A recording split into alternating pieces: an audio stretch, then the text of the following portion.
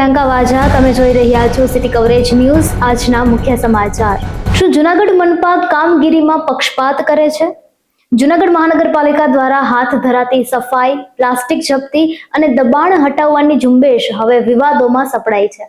શહેરના વેપારીઓનો આક્ષેપ છે કે મનપાના તમામ 15 વોર્ડમાં એક સરખી કાર્યવાહી કરવાને બદલે માત્ર અમુક ચોક્કસ બજારો અને નાના વેપારીઓને જ ટાર્ગેટ કરીને દંડવામાં આવે છે, જ્યારે વગદાર વિસ્તારોને અભયદાન અપાય છે। સમાન કાયદાના નામે થતા આ ભેદભાવ સામે વેપારી આલમમાં ભારે આક્રોશ છે અને જો આગામી દિવસોમાં પારદર્શક કામગીરી નહીં થાય તો ઉગ્ર આંદોલનની ચીમકી પણ ઉચ્ચારવામાં આવી છે। વડાપ્રધાનની કાર શેરિંગની અપીલ પર જૂનાગઢના નેતાઓએ પાણી ફેરવ્યું છે। દેશમાં ઈંધણ બચાવવા માટે વડાપ્રધાન નરેન્દ્ર મોદીએ કરેલી કાર શેરિંગની અપીલને જૂનાગઢના પદાધિકારીઓએ હવામાં ઉડાવી દીધી છે। ગાંધીનગરમાં યોજાયેલી વિકાસ કાર્યોની સમીક્ષા બેઠકમાં જૂનાગઢના નેતાઓ અલગ અલગ ગાડીઓ લઈને પહોંચ્યા હતા। પ્રજાના પૈસે જલસા કરતા આ નેતાઓને વડાપ્રધાનની સલાહની કોઈ અસર થઈ નથી। આ ઉપરાંત જૂનાગઢમાં ગટર, પાણી અને રસ્તાના કામોમાં થયેલા વ્યાપક ભ્રષ્ટાચાર બદલ ગાંધીનગરના મંત્રીઓએ આ પદાધિકારીઓનો ભારે ઉધડો લીધો હતો અને કામ સુધારવા કડક તાકીદ કરી હતી। જૂનાગઢમાં ડોક્ટર ડાયના સુવાગ્યાની મધરહુડ હોસ્પિટલમાં ચેકિંગ દરમિયાન નિયમોનું ઉલ્લંઘન કરતા હોસ્પિટલની સોનોગ્રાફી મશીન સીલ કરવામાં આવી છે। હોસ્પિટલ દ્વારા ફોર્મ F અને MTP કેસોમાં યોગ્ય ખુલાસો ન અપાતા જિલ્લા એડવાઇઝરી કમિટીએ હોસ્પિટલનું PNDT રજિસ્ટ્રેશન 1 મહિના માટે સસ્પેન્ડ કરીને સોનોગ્રાફી મશીન સીલ કરી દીધું છે।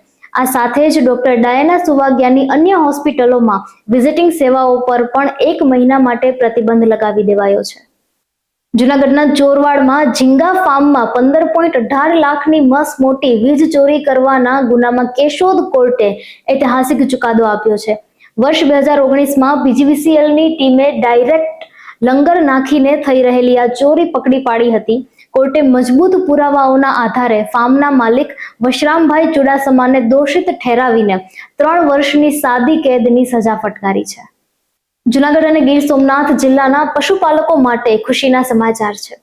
સાવજ ડેરી દ્વારા દૂધના ખરીદ ભાવમાં પ્રતિ કિલો ફેટે 10નો વધારો કરવામાં આવ્યો છે। આ વધારા સાથે હવે નવો ભાવ ડેરીના ઇતિહાસમાં સૌથી સર્વોચ્ચ એટલે કે 870 પ્રતિ કિલો ફેટ પર પહોંચી ગયો છે।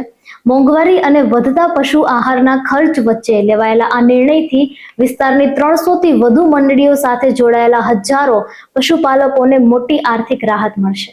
ચોમાસું નજીક હોવા છતાં કેશોદ નગરપાલિકા દ્વારા પ્રી મોન્સૂન કામગીરી ન કરાતા આમ આદમી પાર્ટીએ ચીફ ઓફિસરને આવેદનપત્ર પાઠવ્યું છે।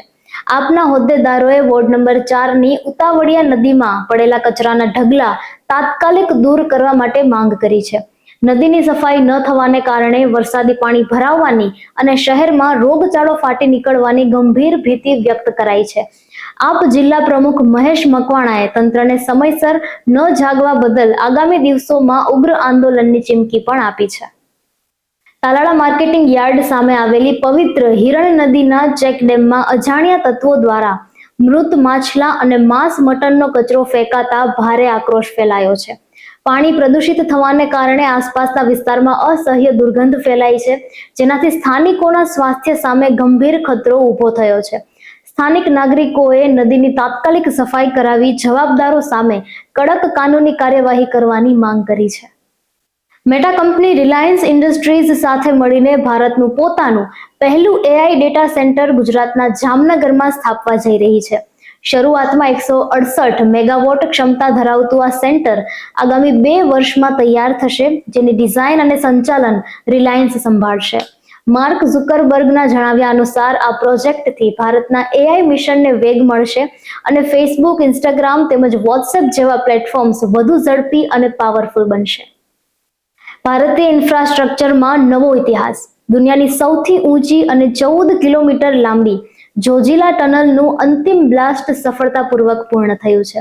ટનલના બંને છેડા જોડાઈ જતા હવે લદ્દાખ અને કાશ્મીર વચ્ચેનો રસ્તો સાફ થઈ ગયો છે, જેનાથી ભારે બરફ વર્ષામાં પણ 12 માસ કનેક્ટિવિટી ચાલુ રહેશે।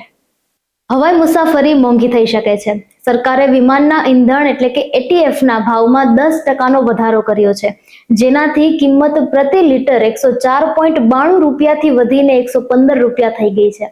જોકે તેલના ભાવમાં ઉતાર ચઢાવથી બચવા માટે સરકારે 10,000 કરોડ રૂપિયાની નવી યોજના પણ લાગુ કરી છે, જે અંતર્ગત સ્થાનિક એરલાઇન્સ કંપનીઓને 3 વર્ષ સુધી ફિક્સ રેટ પર ઈંધણ મેળવવાનો વિકલ્પ મળશે. સિટી કવરેજ ન્યૂઝના ડેલી અપડેટ માટે અમારી ચેનલને લાઇક કરો, શેર કરો અને સબસ્ક્રાઇબ કરો. આવતીકાલે ફરી મળીશું નવા સમાચારો સાથે. City coverage news Junagadh.